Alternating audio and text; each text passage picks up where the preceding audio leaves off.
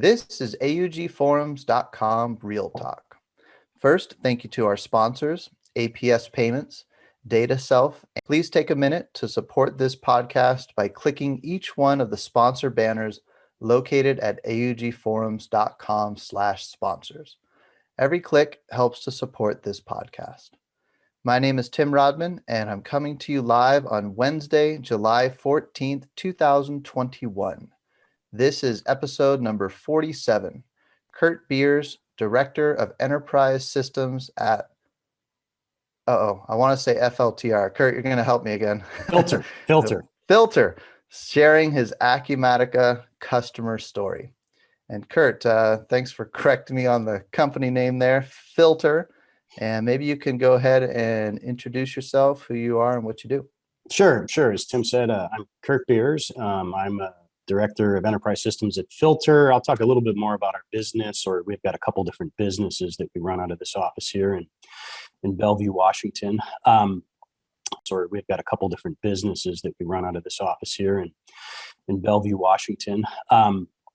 I come from an operations background initially. I started my career with W.W. Granger back in the Chicago area.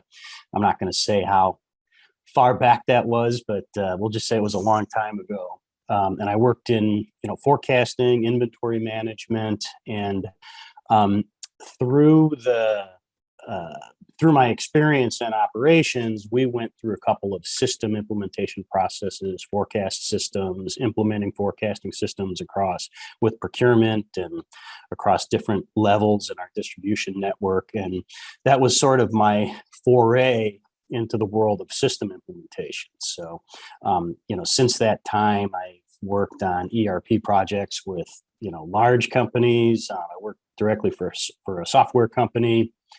I 13 years in the Microsoft partner channel implementing the Dynamics products, primarily AX and then D365 and in recent years as well. So Interesting. Yeah. So and then in December of 2020, I made my way over to Filter, and who was a company that had implemented, although still implementing, refining, optimizing Acumatica. So is this your first foray into the mid-market? Sounds like you were doing all larger systems before. Not necessarily. I did work with, so my first ERP project I worked as a contractor on a ERP implementation with Boeing. This is back in the mid 90s. And that was just massive. That sounds big. Yeah. And, but from there, I actually went to work for a small software company with Boeing. This is back in the mid 90s. And that was just massive. That sounds big. Yeah. And, but from there, I actually went to work for a small software company that is, this was late 90s. The company has since gone through, I think it's still, the company's still around, or the software's still around, but it's gone through several hands of acquisition. But we were mainly a small and mid-market company. And it was, and coming from larger companies, it was really an interesting perspective to go work for a small place, because I had a focus in forecasting, or a focus in inventory management. When I worked on the Boeing project, it was a specific focus on, MRP, material planning, procurement. And when I got into small and mid-market size projects, the whole scope of the business from end to end opened up, right? So I was dealing with accounting topics and procurement, sales order, manufacturing. We touched the business, we had to get our hands in there. So we went from being, very large and focused on a narrow piece of the business to kind of a jack of all trades. And quite frankly, I liked that perspective. It was really, I think, an eye-opener to see how a business works from end to end. Often that's a little bit more difficult to see when you're focused on a narrow segment of a very large organization. You take a step back and you kind of, work the end-to-end perspective on a smaller, mid-sized company. You get a different view. And I'd say also an appreciation for how different parts of the organization work together or need to work together in order to be effective. And coming to Filter, like what was if you could pick one or two things that were the main attractions, was a lot of it that mid-market part that you get to see the whole breadth of things and not be so narrowly focused? Or Yeah, I think it was a combination of things. I think so. I had worked in, I'd say I've moved around a little bit, but for the prior 13 years, I've been working in the Dynamics AX, D365 channel. And I'd say it was more than, and I worked with some small companies and some large companies, startups, established companies, machine shops, drug manufacturing, breweries, really a pretty wide swath of industry types. But to me, the draw was more getting the opportunity to work directly with a manufacturing enterprise, be a part of that enterprise rather than approach things from a consulting perspective. So that was certainly one element. I love consulting. I love the variety of project that I was able to work on. There was never a dull moment, but there was always a sort of that sense that once things got rolling, sometimes you'd kind of like to stick around and see how this goes, and maybe own it, and maybe see it through to the next phase. And often, as you probably know from in the consulting industry, once that project is done, you're kind of on to something else, and having the chance to see it through there's a trade-off there for sure. So I had an interest in getting back into sort of what I would call a user type of mode, and being able to own and run the application, not just during the implementation, but through the ongoing life of the enterprise. So and the other thing that attracted me to Filter is Filter was a startup. Filter was a company that was launched in 2020. To talk a little bit more oh, about big time the startup. Okay. Filter story Wow.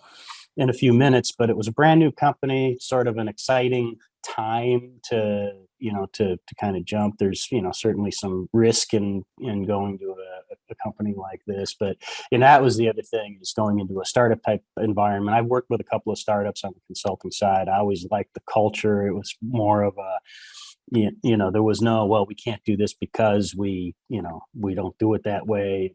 In startups, you're just like, well, we need to figure out a way to get something done, and you go do it. It does force a little bit of creativity. It sometimes forces you, I'd say always forces you to kind of look at and learn something new, even if it's taking just a slightly different perspective from what you've had in prior engagements. But there's a lot of excitement to that type of environment. So I would say those were the two big draws.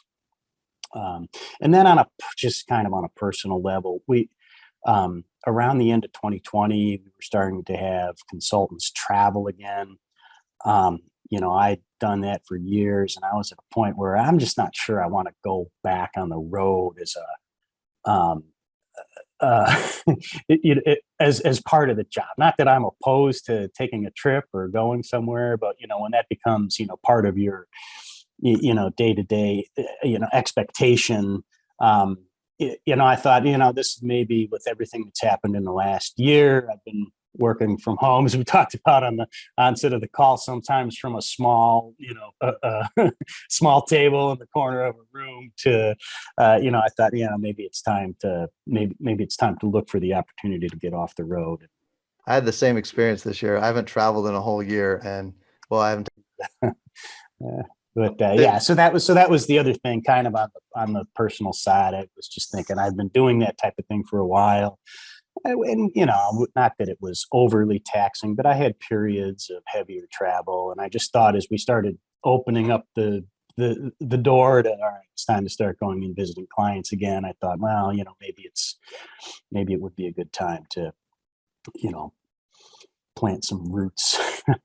What about on the product side? So, you get a ton of Dynamics AX Mhm. experience, which is really Microsoft's leading cloud ERP product. And, did you want to take those skills and bring them in-house? Was that like priority number one? And Filter just seemed to be a good opportunity from a business standpoint, or was there downside to the fact that Filter was using Acumatica? Or how did that go? Yeah, I did not look at it as a downside. I had, I've worked with a few different ERP systems over the years, over the years.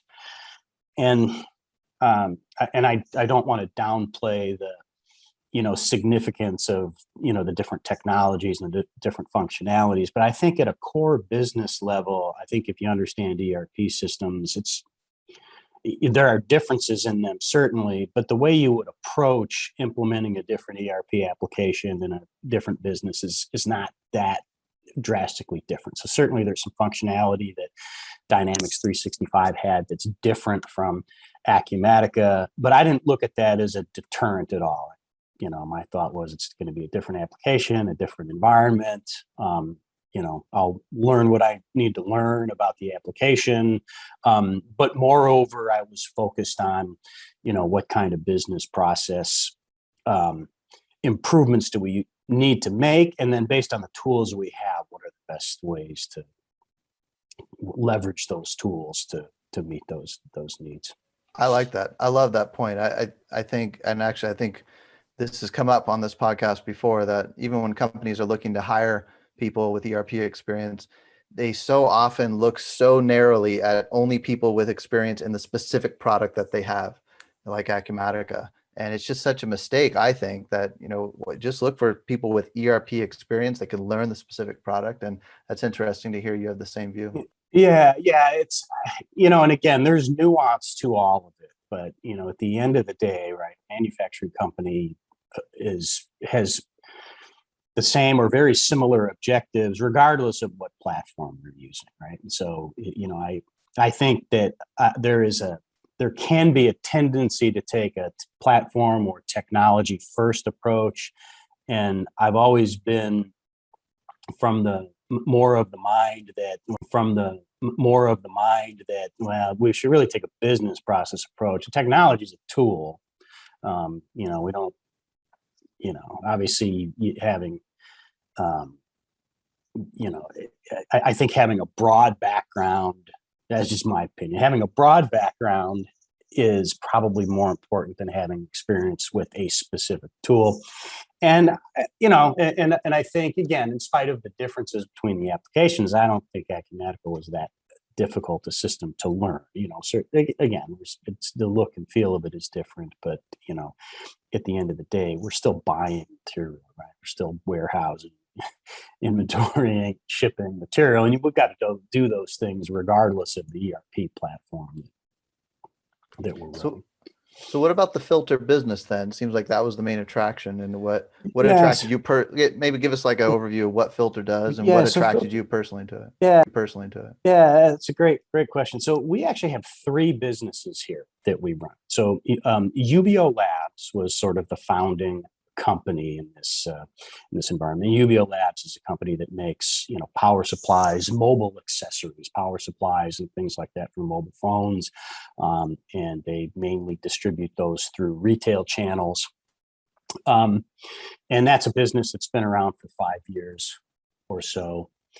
In 2020, during the pandemic, the owner of UBO Labs came up with the idea that, I can leverage some of our supplier network and supply chain and logistics capabilities to source and manufacture PPE, and then get it into stores, get it into retail channels so that people have access to things like masks and face shield, sanitizers and thermometers and all the types of products that were, in short supply for the better part of 2020 and tremendous demand. So Filter was one of these ventures that was started up quickly, based on a need for of high demand and short supply on a lot of PPE products, and so it was basically spun up to produce masks and get them into the retail channel so that consumers could buy them,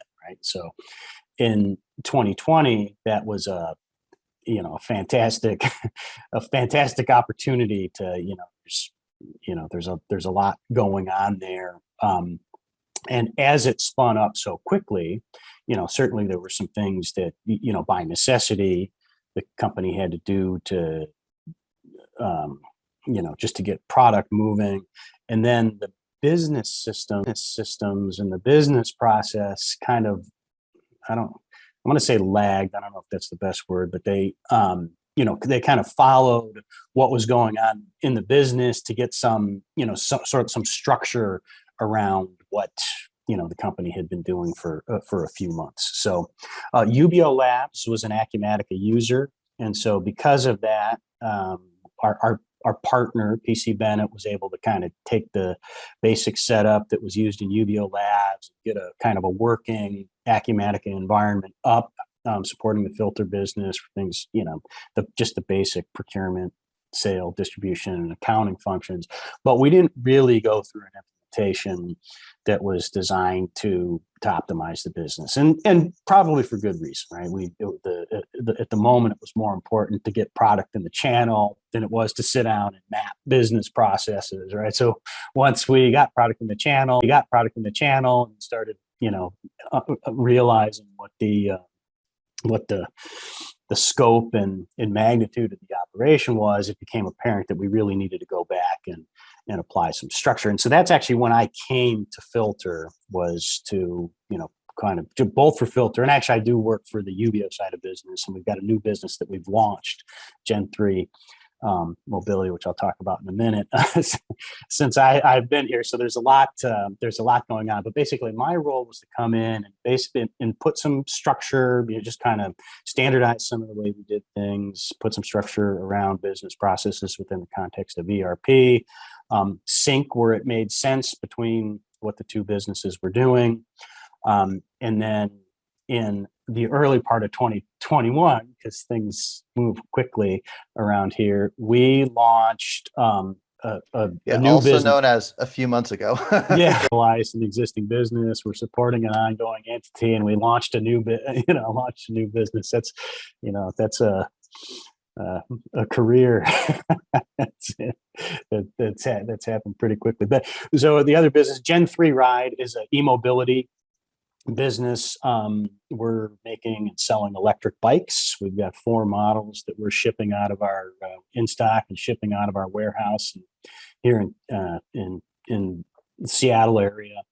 And we're also selling into Canada through retail channels for our electric bikes. We have an electric scooter that we're bringing online, some accessories as well. So we kind of through an e-commerce. We joke it. We launched an e-commerce website in our spare time while we were trying to get the ERP stabilized for these, for the other 2 businesses that we're running out of this office. So now so when I came on, it was for Filter, but we also had UBO as an ongoing enterprise, and we've since launched another business, Gen 3. So there's 3 businesses that we're running out of this office here in Bellevue, Washington.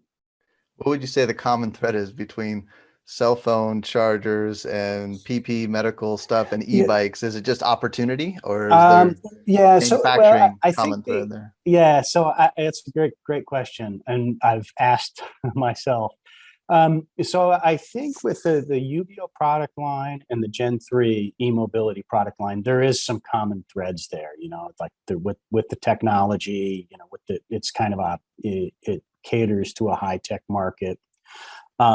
Filter was a different animal altogether, and it was. I think the common thread there is a company, we leveraged the same supply chain capabilities that we were using for electronics. Different manufacturers, but the same, transportation and logistics and distribution channels that were being used for UBO. We were able to piggyback on those things for this other product line. So even though the products themselves were very different, the logistics behind it was common. And so then the Gen 3 is kind of more back to the UBO, the sort of high tech type of product. And e-mobility is actually a line that the owner of the company had been looking to launch for a while, and that's got some commonality in the distribution channel, but the direct to consumer web sales is a different, that's a different thing than we've ever done as a company before. So I'd say there is some commonality between the two of them, but they all each have their own nuance. One is a different. One is a different product, different type of market. The other is a slightly different channel of distribution for the bikes versus some of the other electronics. How about But them interesting nonetheless. Yeah, it's a great question. It's kind of hard. It always comes up when we make phone chargers and masks and e-bikes.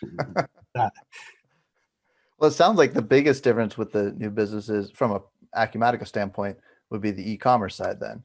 So I would say sourcing and procurement is very simple. There's some differences there. Sourcing and procurement, logistics and distribution is very similar. We do have, again, the Canadian business is going through retail channels, which is where the other UBO products go. So that's the same. But the direct to consumer e-commerce platform definitely is the big difference in what we're doing with the Gen 3 from the other businesses. And what did you wind up using for the e-commerce piece? BigCommerce. And just the standard Acumatica connector to BigCommerce? Well, no. So we're actually we worked with a partner that our PC Bennett, our Acumatica partner, got us in touch with another partner. And they were mainly for, I think from a technology standpoint, using the Acumatica connector would have been preferable in some ways. But from a sales and marketing standpoint, we really wanted to take a different approach to how we develop and maintain content on the website. And because of the way that was done, we ended up using a third-party integration tool between the BigCommerce and Acumatica. So you're using it as not just an e-commerce for sales, but more like a content management solution where you've got a lot of marketing content on there as well. Yeah. I see. Okay. And what then about things? What about things like marketing funnels and email signups, things like that? Are you somehow using BigCommerce for that as that's well? all being done through BigCommerce. Oh, interesting. Okay. Interesting. So this entity is about 6 weeks old now. We actually shipped our first bikes at the beginning of June.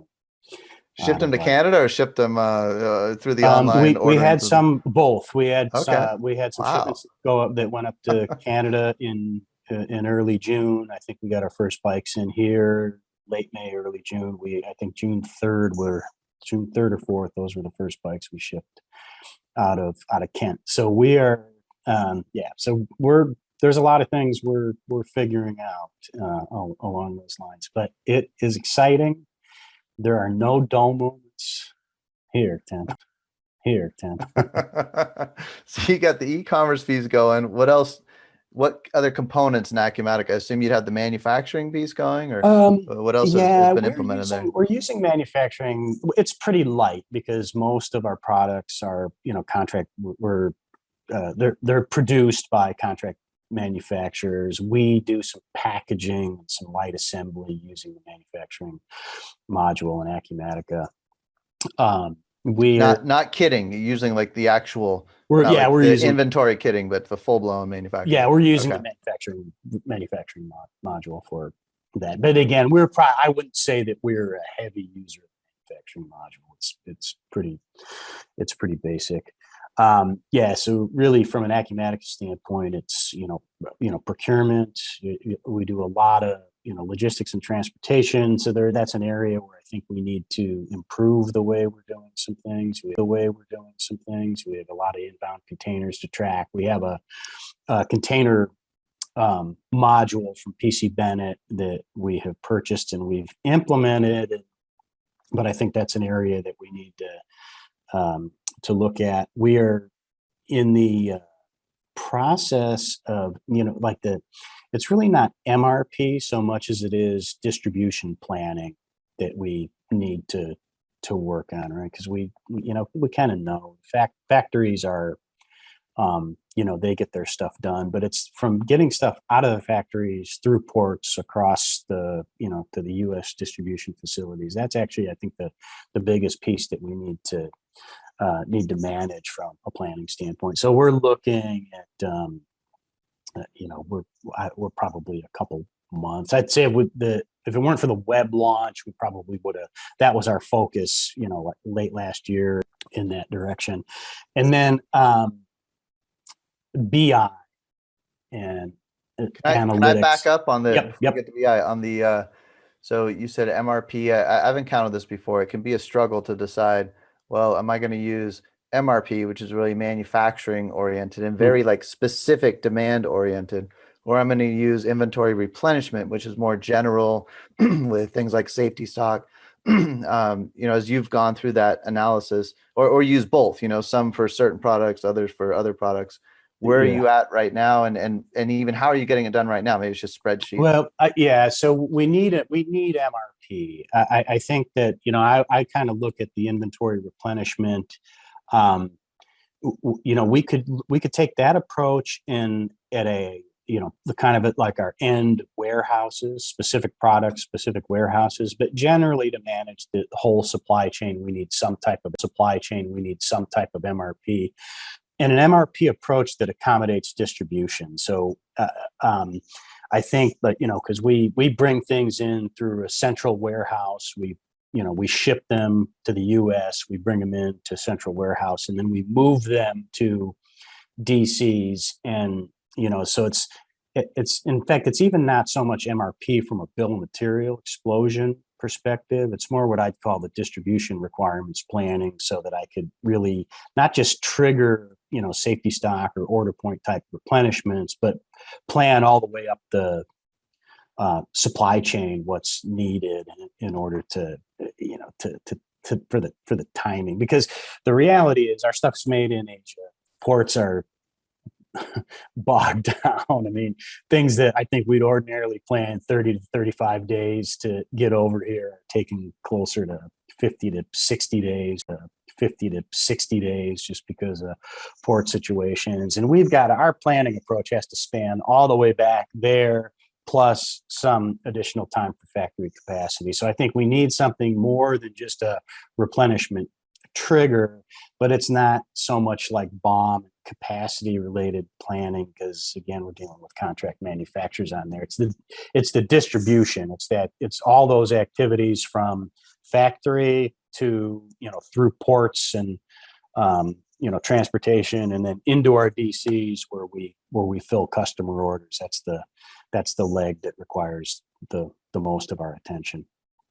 And even just from your experience, independent of Acumatica, would you say a lot of that challenge is tying like production orders slash work orders together especially when you're going across warehouses, and knowing when to kind of decouple them from each other and when to have it be one big multi-step production order,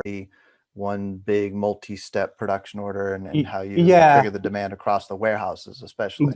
yeah, definitely. I mean, I think we know we've got forecasts, and and you'd ask the question. We're doing most of it offline now.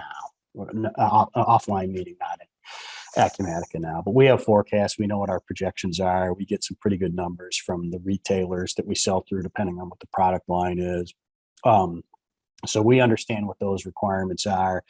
Getting specific production orders don't really mean that much to us. We're really just looking at the kind of the aggregate volumes, and in fact, we might even split some of our volume across factories. But we're really just mainly interested in the aggregate volume that we need to come out of the factories, and timing for when we need to get that stuff on the water. So when you say MRP, is the main reason why you say MRP versus replenishment, is that you need that production visibility in terms of just knowing the total quantities, or is it the way MRP works that you like? The quantities and the quantities and the timing, and Okay. and I think we have a need to do some capacity planning at some level as well. And I may be wrong on this, but I don't know that just like the replenishment based triggers would really take into consideration some of the things like the lead times that we experience, and potential capacity constraints that we experience. So we need something a little bit that runs a little bit further up the supply chain than No, it I. makes sense. I'm curious because I've run into it before, like finding the balance between Mhm. not being too specific, not being too general, and maybe I'll check back with you in 6 months, see how Yeah, it turns out, or as fast as you guys. yeah. Well, we might be on something else then. But yeah, it's a good point. That's kind of where it's a sort of an interesting and dear topic to me, because that's sort of where what my foundation was in business. I was a forecast analyst, and I worked in logistics and inventory management, and back with Granger, and the whole distribution requirements planning piece was central to what we did. And when you really look at it, there's some complexity there. I think there is a lean concept that we could take advantage of here.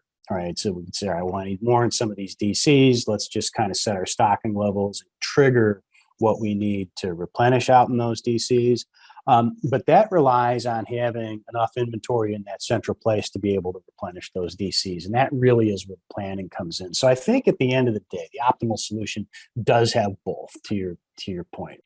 We don't want to stock more inventory than we need to in a particular distribution center. And so can we do, smaller pulls to that might be optimal, but we still need to plan that back end to make sure that we don't, that we've got enough continuity in our supply chain to be able to support the demand. And where is the actual, what I would consider the manufacturing stuff happening? Is that in the DCs, what you're calling the DCs, or? No, those are factories. Those are all overseas factories. And And then that is running on Acumatica in the sense that that's how they get their bombs. they're mainly contract manufacturers that are doing Okay. our work for us. So we have they're not those factories are not running on Acumatica. We're maintaining kind of a representation of that factory activity in Acumatica on our side. So that's sort of our window into maintaining kind of a representation of that factory activity in Acumatica on our side. So that's sort of our window into what's being produced and when we can expect to take delivery on it. But we are not managing their capacity.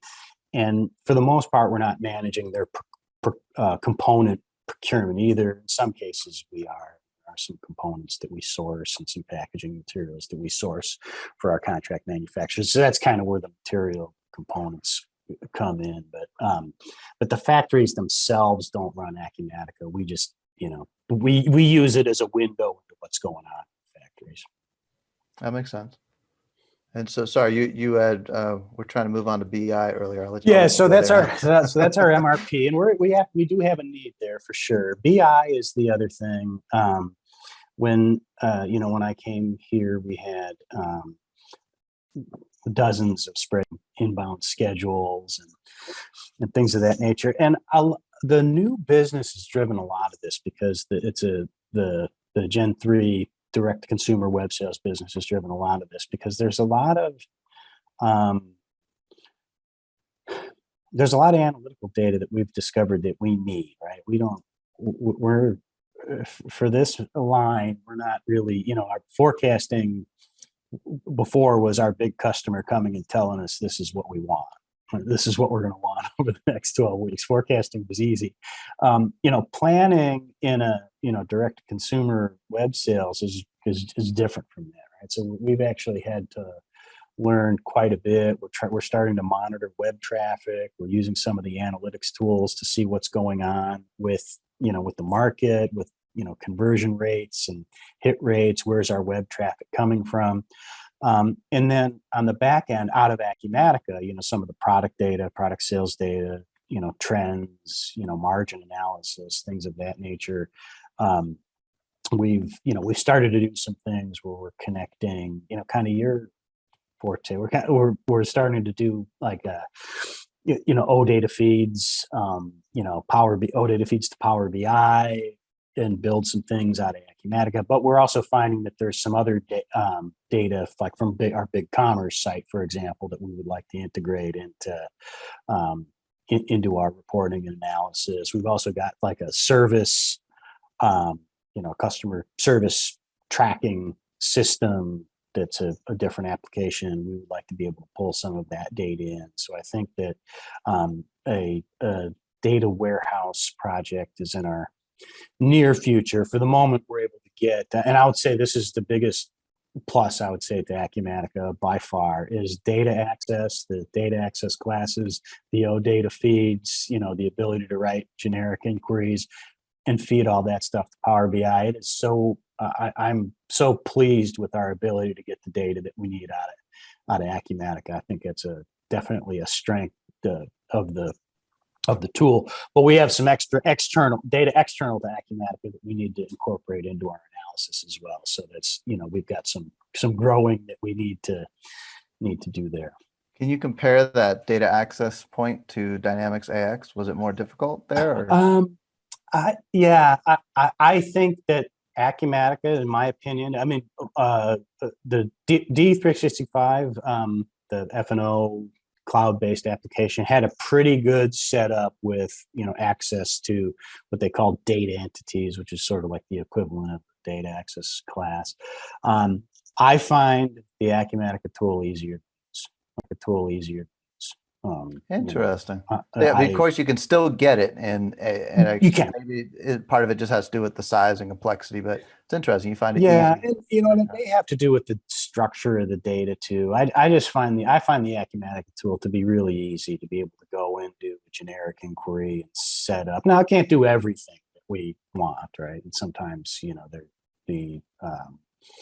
have a couple things that I'm running into now where it just it gets me close to where I need to be, but not quite. But I think that for what that tool is designed for, it's not supposed to be an end all to all of your BI data access needs, but is a tool to be able to put. I mean, I have probably written over 100 generic inquiries for various reports that are used on a pretty consistent basis, and I just find the interface to be very intuitive, very easy. And again, not that D365 was lacking, but I just, the way the interface is set up in Acumatica, I think it's really easy. OData checkbox, and I can pull all that stuff into Power BI, and I'm off and running. I think it's a great. It's been a great tool. I've been very, very pleased with it. That's cool. So is Power BI what you're looking at, or are you looking at a third-party tool or even a data self to help with templates? We are, yeah. That's a good question. We're using Power BI now just because it's easy and it's accessible. But we do understand that there are some, we have some broader needs, and we are actually we had a preliminary conversation with Data Self, and we're probably going to continue talking to them as well. We brought them in. We probably to a call. We probably weren't really ready to arms around some of the data that we have. We've been able to start producing some metrics for the new business unit. I do think there is going to be a time when we circle back and look at a data self, whether it's data self or another type of tool is our answer for the data warehouse. And again, the biggest thing is data that comes from sources other than Acumatica. The Acumatica stuff I can get easily, but what about all of this forecast data that we get from our customers in the retail channels? What about service and support tickets that are in a different application, big commerce and analytics data, Google Analytics, for example? We're not going to put that stuff in Acumatica, which means we need some other type of repository for it. But we're starting with the Acumatica data.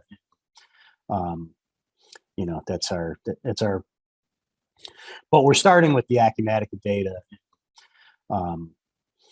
That's our priority at the moment, and it's and again, we've been pretty pleased with the fact that we've been able to produce reporting using Power BI with an easy link to Acumatica right out of the gate, and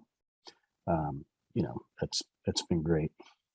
I'm curious, going back to the big commerce piece, you mentioned Google Analytics there. So I've always looked at big commerce as primarily just an e-commerce site, but it sounds like you're using it maybe for your entire website. And if you are, it sounds like Google Analytics then is providing you the information about how people are navigating the site? Yeah, so it's interesting. I've got a call tomorrow with someone that is helping us sort of decipher the Google Analytics data. There's good data in BigCommerce. They have things that we've run on the BigCommerce site that I don't necessarily get out of the accounting data that comes into Acumatica, and so we'd like to. I think first leverage if there's a way to get some of that additional data just out of BigCommerce and integrate that with Acumatica. So, for example, I've got order data. My order data from BigCommerce it equals my order data from Acumatica, but I've got all the fulfillment over here, and then sort of the front end, like the coupons, promos, or whatever drove them to the website over on the other side. And so that would probably be the next thing we try to tackle is can we tie those two things together? And then we're talking to somebody who's kind of maybe a little bit deeper on the Google Analytics side to sort of help us with what we can leverage out of that tool to get ourselves a broader end-to-end picture. So from marketing, spend, leverage out of that tool to get ourselves a broader end-to-end picture. So from marketing, spend, customer acquisition, all the way through fulfillment. And then I mentioned the ticketing system. So we've got a reverse logistics piece on this as well. So that's kind of our vision of how we're trying to analyze it is from marketing spend and customer acquisition to order and accounting data to the various costs involved on returns and replacement parts and things of that nature. So we're trying to string really 4 different things together. Can you explain a little more what you mean by the ticketing and reverse logistics? Well, so it's basically ticketing is a support ticket system, and the reverse logistics would be returns. And we're kind of lumping warranty, replacement parts, and all of the expenditures related to shipping out warranty replacements. Service historically, we haven't had to do service and repair, right? A phone charging cable goes down in the field. We're not sending someone out to fix it. We're not sending replacement parts out for those types of things. But for the electric bikes, we are. And certainly there's an expense involved with how we handle returns, how we handle warranty replacements and things like that. So with the front end of the channel is the fun stuff, all the new orders and tallying up all the margin. But then the back end of the stuff, is all these other things that we need to do for ongoing customer support after the customer acquisition is another. That's I'd say the other big piece that we're trying to look at. Interesting. And for tickets, are you using the BigCommerce for the tickets or the No, cases? We're actually using a system called Happy Fox for customer support. Okay. Yeah, but it sounds like it's still pretty Fox for customer support. Okay.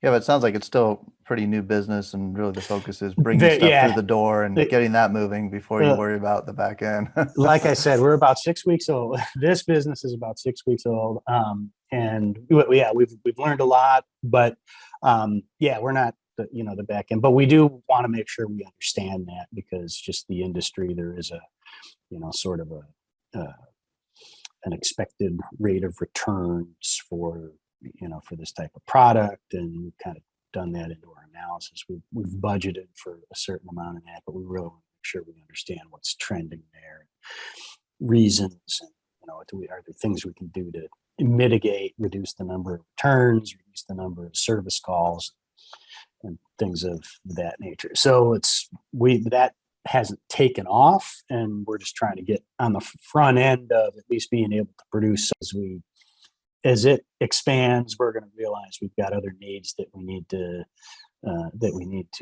adapt to. But sure, I think it'll be interesting too. All the e-commerce work you're doing for the new business, how much of that ends up, maybe a year or two from now, how much of that ends up benefiting the other two businesses? Because it seems like this day and age, so many manufacturers can have a bigger component than they used to of going direct simply because of the internet. A lot of them still only go through channels, but I don't know if that might be something on your radar. It's a great point. We already have looked at or identified that there are probably some things we could that we're doing in one place that we could leverage in another. And for example, with Filter, we were looking at a D2C, direct to consumer, web sales platform. That was where we initially engaged BigCommerce and where we initially our BigCommerce partner to see if there was could we do direct to consumer shipments of some of our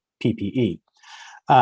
And we scaled back on it mainly because we found there's a lot of complexity in that model, and where we were selling directly to retail channels, that stuff was easy. We're bringing containers over, moving them by the container, and where we start to do, parcel type shipments, that's a different, we just, it adds a lot there. So we actually did start to go down that path. And decided, well, this isn't the right time. We've got bikes coming, although I didn't know that at the time, but we've got bikes coming. So I was only like a month into into it when we were having these conversations. But then that was the one we said, okay, so let's really take the time. We're going to. That was the one we said, okay, so let's really take the time. We're going to do the direct consumer side of things. With this is the right product line to do it. And then you're absolutely right. We have another product line that's coming on, but in a lot of ways, this is going to be sort of the platform that we use to see, and maybe even if it's not one of the existing business units, there, it might open the door to, well, here's another line of business that we could bring on, and, perhaps use the same, some of the same capabilities that we've developed with the BigCommerce web store. So, yeah, they're all options are on the table. Definitely sounds like interesting work, and you definitely sound like you got a lot going on. So I really appreciate you taking the time to come on today. I know you got another phone call coming up here, but any last thoughts or comments you want to make? Well, yeah, I just want to think about ERP in general, and I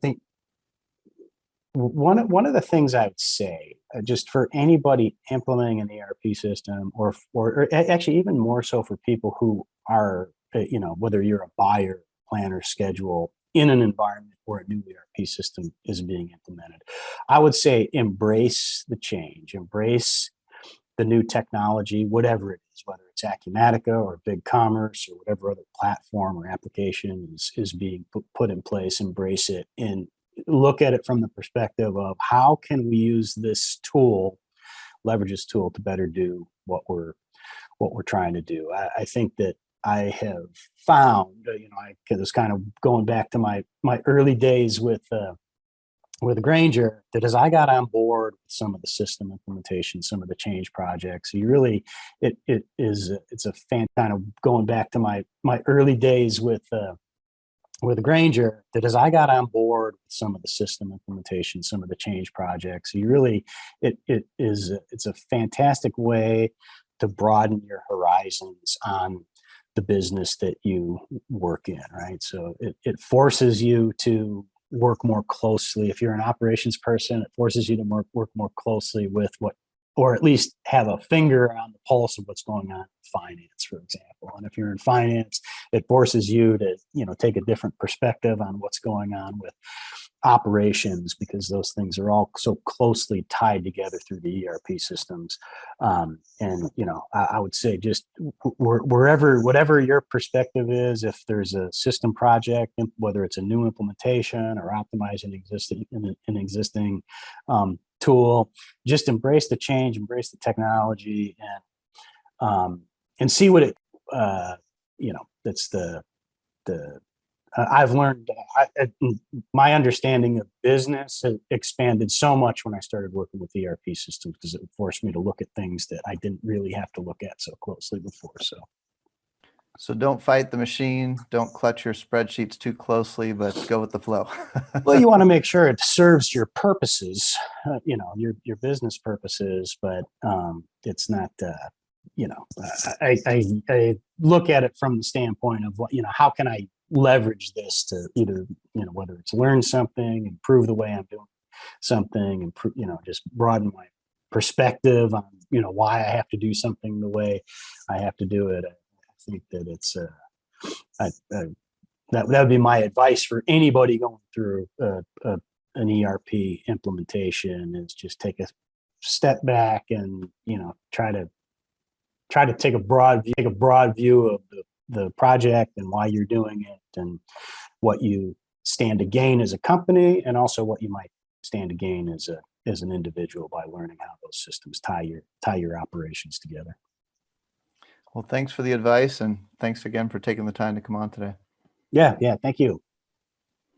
All right, well, that's it for now. We'll catch you on the next episode of AUG